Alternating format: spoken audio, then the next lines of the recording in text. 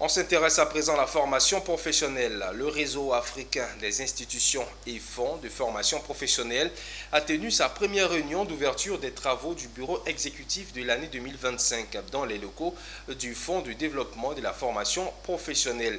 Cette rencontre s'inscrit dans un objectif de préparer les documents à soumettre à l'examen à la 16e Assemblée générale, mais aussi à examiner les rapports des comités chargés de la finalisation du plan stratégie de développement 2025-2029.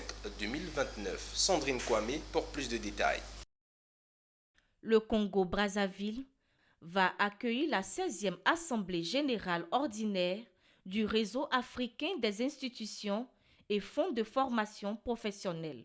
Pour mener à bien les préparatifs de cette assemblée qui se tient chaque année, le bureau exécutif a organisé cette réunion au siège du Fonds de développement de la formation professionnelle en vue de préparer les documents à soumettre à l'Assemblée générale, examiner les questions de fonctionnement du réseau et débattre sur des questions diverses.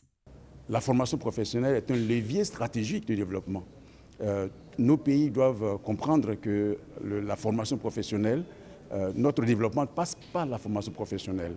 Et donc l'ensemble des institutions ici réunies fonde justement son espoir de ce que cela soit bien compris par nos pays. Et ceci dit, le bureau exécutif se réunit aujourd'hui, donc sur 3 jours.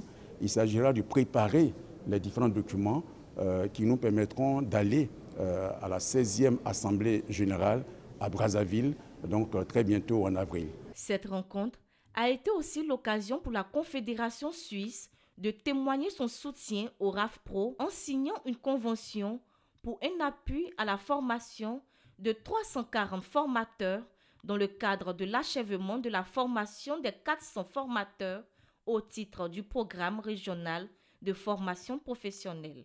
Dans le cadre de ces signatures, donc, un financement important est apporté par le fonds suisse, le fonds de coopération suisse, et donc via l'UEMOA, comme je viens de l'indiquer, avec une contribution du RAFPRO pour pouvoir mettre en place une expertise qualifiée en termes de formation professionnelle.